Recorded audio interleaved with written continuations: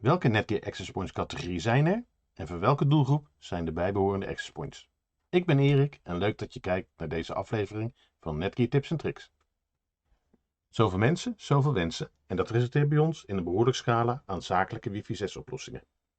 Met deze video geef ik je een overzicht van de 3 waardescategorieën die we als Netgear voeren. Hierbij leg ik ook iets meer uit over de bijbehorende Access Points en de bijzonderheden van deze Access Points. Hopelijk krijg je op deze manier een duidelijker beeld en vereenvoudigt dit de selectie van het juiste access point. Geïnteresseerd? Blijf graag kijken en als je iets aan deze informatie hebt gehad, geef deze video dan ook even een like. Over naar de 3 Netgear zakelijke access points categorieën. Eerste is de Essentials Wi-Fi categorie. Dit zijn losse access points zonder centrale managementoplossing. Dus handig als je ergens een access point nodig hebt en je hebt het idee dat een managementoplossing overkill is voor jouw situatie. Naast deze Essentials Wi-Fi categorie hebben we de professionele Wi-Fi mesh systemen onder de naam Orbi Pro. Handig voor als je een oplossing met meerdere access points zoekt en je wilt geen losse controller. De Orbi Pro is zeker dé oplossing voor de zakelijke omgeving waar geen of verouderde bekabeling aanwezig is. En de laatste categorie zijn de Cloud Managed Access Points, een serie AP's welke te beheren zijn via de Netgear Insight Cloud Portal. Buiten business grade hardware, een gunstige aanschafprijs, is hiermee jouw omgeving ook nog eens zeer effectief te onderhouden en dat resulteert vervolgens in een hoge uptime. Met ook nog eens een uitstekende TCO, volgens Mircom en Tolly in een onafhankelijke test. Laten we eerst eens even de access points bespreken en daarna welke categorie er bij welke zakelijke situatie past. Ik zal de besproken categorieën plaatsen binnen dit assenstelsel, waarbij de verticale as iets zegt over de AP-functies. Hoe hoger op de as, des te meer functionaliteit. En horizontaal zien we de waarde opschalen van links een kleinschalige tot rechts de grotere MKB-netwerkomgevingen. Beginnen we bij de categorie Essentials Wi-Fi. Dit is onze meest eenvoudige oplossing.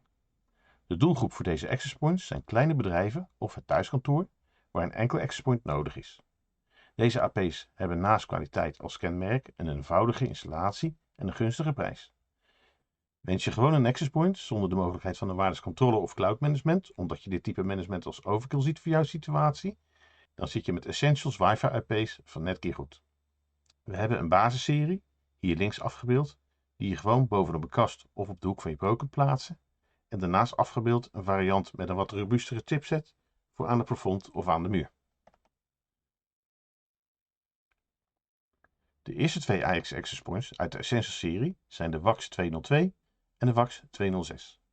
De WAX 202 ondersteunt maximaal 64 wifi clients. De WAX 206 ondersteunt het dubbele, dus maximaal 128 wifi clients. Beide AP's zijn te beheren via een browser. Er is ondersteuning voor zowel router als AP-modus. Zodoende kan je dit access point ook omschakelen naar routerfunctionaliteit en dan kan je deze rechtstreeks op het internet aansluiten. Handig voor de kleinere omgevingen. Daarnaast is er een gelijke SSID voor zowel 2,4 als 5 GHz mogelijk. En de 2 extra voorgedefinieerde SSID's, waarbij de ingelogde clients standaard onderling geïsoleerd zijn, zorgen voor een afgescheiden gast- en kantooromgeving. Dit access point ondersteunt overigens geen VLAN's. Maar de 2 andere AX access points uit de Essentials serie hebben wel VLAN ondersteuning en dit zijn de WAX 214 en de WAX 218. Deze access points hebben een business grade chipset en hebben ook SNMP ondersteuning. De SNMP MIP-files zijn beschikbaar via onze supportsite en gratis te downloaden. De WAX 214 ondersteunt maximaal 128 wifi clients en de WAX 218 ondersteunt het dubbele, dus maximaal 256 wifi clients. Beide AP's zijn te beheren via een browser. De 4 te configureren SSID's zijn VLAN afhankelijk en voor zowel 2,4 als 5 GHz kan je 1 wifi-naam gebruiken. Kortom, een mooie zakelijke oplossing die je ook nog eens netjes aan het plafond kunt monteren en met een PWW-switch kunt voeden. Heb je geen PWW-switch, dan zijn de voedingen los te koop. Een andere populaire categorie is de Mesh Wi-Fi Systems. De doelgroep voor deze access points zijn bedrijven of het thuiskantoor waar geen of verouderde bekabeling aanwezig is. Ook voor bedrijven die op tijdelijke locatie zitten, is een Orbi Pro Kit een voordelige oplossing. Ga je verhuizen, dan pak je de Orbi's in en pak je ze op de nieuwe locatie weer uit En dan heb je binnen een paar minuten je netwerk weer in de lucht. Je mag de Orbi's overigens ook gewoon op je netwerkbekabeling aansluiten. Een Orbi-kit bestaat uit 1 router en 1 of meerdere satellieten. In de Orbi-router zit controlefunctionaliteit ingebouwd, dus het beheer is gewoon lokaal. In de basis heb je dus geen cloud controller of extra zaken nodig voor het beheer. Maar heb je meerdere locaties, dan is er de optie om deze Orbi-locaties centraal te beheren via Netgear Insight Cloud.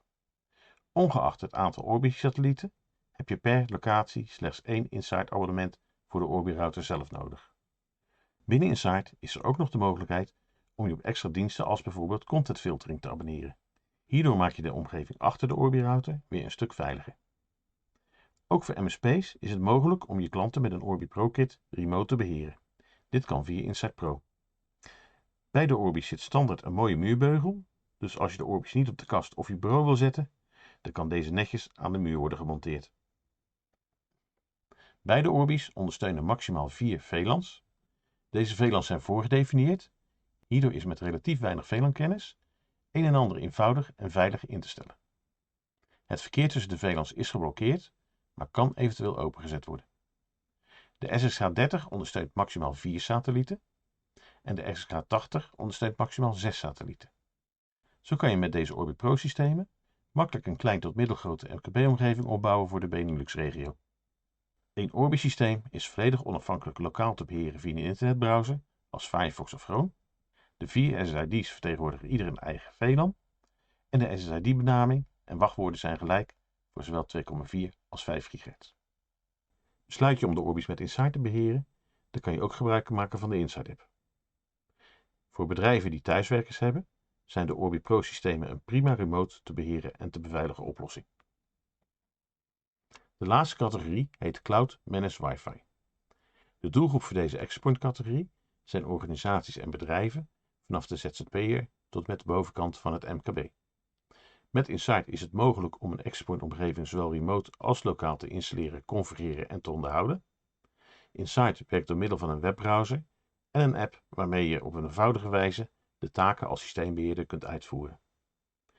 Instellingen als fast roaming zijn binnen een paar klikken ingesteld, waarbij het roaminggedrag van de wifi-clients op de voet is te volgen.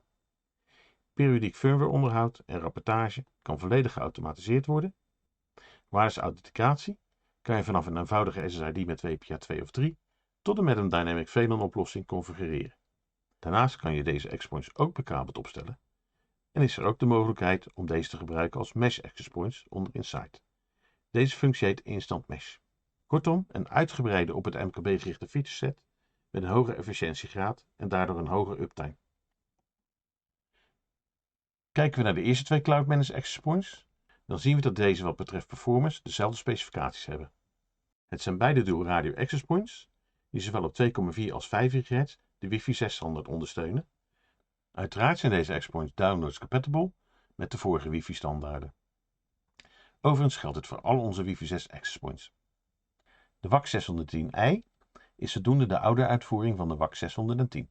De WAC 610i is stofproef en voldoet aan de IP55 klassificatie, zodat hij onbeschut in de regen kan worden gemonteerd. Lees natuurlijk eerst even de installatievoorschriften voordat je aan de slag gaat. De werkingstemperatuur van dit AP ligt tussen de min 10 tot 50 graden Celsius. Wat betreft de spanningsvoorziening hebben beide AP's een PW+ aansluiting nodig. Als je geen PW-switch hebt, kan de WAC 610 eventueel ook met een externe voeding gevoed worden. Bij de WAC 610i kan dit niet. Dit AP kan alleen gevoed worden over de ethernetkabel. Je kan beide AP's op een 1 gigabit switch aansluiten, maar wil je deze AP's op de volle snelheid benutten, dan kan je deze het beste op een multigig ethernet switch aansluiten. De andere 2 access points uit de Cloud Managed Wi-Fi serie zijn de WAC 620 en de WAC 630. Het verschil tussen een WAC 610 uit het vorige scherm en de WAC 620 hierboven afgebeeld zijn het aantal Wi-Fi streams. De WAC 610 heeft 2x2 streams en de WAC 620 heeft 4x4 streams, zodoende een verdubbeling van de performance. Vergelijken we de WAC 620 met de WAC 630, dan is er het verschil dat er een extra 5 GHz radio is toegevoegd en we zodoende spreken van een tri-band oplossing. Nu heb ik verleden week een aflevering van Tips en Tricks gewijd aan de positionering van tri-band access points, dus zal ik op het eind van deze aflevering een link naar deze video plaatsen. Wat betreft de voeding heeft de WAC 620 een PoW Plus aansluiting nodig. Kijken we naar de WAC 630, dan heb je een PoW Plus aansluiting nodig om van de volledige 4x4 streams gebruik te kunnen maken. We hebben hier een speciale switch voor ontwikkeld, namelijk de MS510 TX UP. Hierop kun je 8 WAC 630 AP's aansluiten met een snelheid van 2,5 gigabit en volledig voeden. Je kan beide AP's ook met een externe voeding voeden. Voor de WAC 630 heb je overigens een 12 volt bij 3,5 ampère adapter nodig. De WAC 620 heeft een 2,5 ampère voeding voldoende.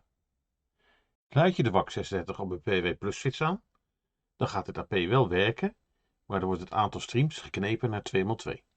In feite krijg je dan een WAC 610 met een extra dual stream 5 GHz radio. Overigens heeft de WAC 630 2 Ethernet aansluitingen, dus je kan dit AP ook met LSCP op een 1 gigabit switch aansluiten en zo toch een iets betere performance richting je netwerk realiseren. Maar de snelste optie voor deze AP's blijft natuurlijk een multigig Ethernet switch. Zijn we weer terug bij ons vergelijkend assenstelsel. Zetten we access points netjes op een rij en bekijken we de functionaliteit gezien van de omgeving van een klein bedrijf tot en met een flinke SMB-omgeving, dan krijgen we het volgende overzicht. Bij de onderkant van de Essentials lijn, ik noem het even Essentials Basic, plaatsen we bij de kleinste SMB-organisaties, waar een access point voldoende is, geen VLAN's nodig zijn en waar wireless management oplossingen niet op het verlanglijstje staan. Hetzelfde geldt voor de bovenkant van de Essentials Wi-Fi categorieën, maar met uitzondering van VLAN ondersteuning. Omdat deze twee Ceiling Mount AP's naast VLAN support ook nog extra zakelijke ondersteuning heeft, zoals bijvoorbeeld SNMP management, trekt deze lijn iets verder richting het SMB segment. De lokaal beheerde Orbi systemen situeer ik in het midden van het MKB tot aan de onderkant van de SMB. Heb je binnen je omgeving aan maximaal 7 access points voldoende en je wilt geen extra geld uitgeven aan externe managementoplossingen, dan is Orbi Pro de oplossing. Meld je ook nog je Orbi Pro bij Insight aan, dan kan je deze omgeving ook remote beheren. Dat is effectief voor bedrijven die meerdere locaties hebben. Ook voor de zakelijke thuiswerksituatie, beheerd vanuit de organisatie zelf, is de Orbi Pro remote beheerd door Insight niet alleen een kosteneffectieve oplossing, maar is door VLAN's het grip op de security van de thuissituatie sterk verbeterd. Hierdoor heb ik de pijl van rechts naar links bijna geheel doorgetrokken. Voor Cloud Managed Wi-Fi kan ik de lijn over de gehele breedte trekken, omdat Insight een sterk track record heeft op het gebied van remote beheer en onderhoud. Beheren is immers vooruitzien en dat resulteert in een stabiele wifi-omgeving. Wil je nog meer lezen over Wi-Fi 6? Kijk dan eens op onze Wi-Fi 6 landingspagina. Hier staat behoorlijk wat achtergrondinformatie. Meer informatie over onze access points kan je terugvinden op deze link. Hier kan je alle in deze video besproken access points terugvinden. Koop je Netgear access points, dan kan je 90 dagen lang gebruik maken van onze telefonische ondersteuning tijdens de installatie. Ook hebben we 24/7 supportcontracten van 1, 3 en 5 jaar, zodat je dag en nacht kunt bellen met onze supportafdeling. Deze informatie kan je terugvinden op de laatste pagina van de datasheets. De Netgear access points hebben 5 jaar garantie. Als je een defect access points hebt en dit valt onder de garantie, dan sturen we de volgende dag een vervangend exemplaar naar je toe. Heb je vragen over Netgear, dan zie je hier een overzicht van de contactmogelijkheden. Uiteraard kun je voor Netgear gerelateerde priestersvragen bij mij terecht. Stuur me gerust een e-mail. We zien je vragen graag tegemoet. Hiermee zijn we weer aan het einde gekomen van deze aflevering. Maar mijn werk hier is nog verre van compleet. Dus hou zeker innovatie.netgear.nl in de gaten voor nog meer nieuws. Heb je suggesties voor een nieuwe blog, vlog of webinar? Laat het mij gerust weten. Met deze input gaan we weer aan de slag voor nieuwe op jou gerichte content. Heb je wat in deze video gehad? Druk dan even op de like-button. Abonneren mag natuurlijk ook. Klik dan ook nog even op de bel, want dan weet je precies wanneer we weer een nieuwe video hebben gepost. Bedankt voor je interesse en tot de volgende week.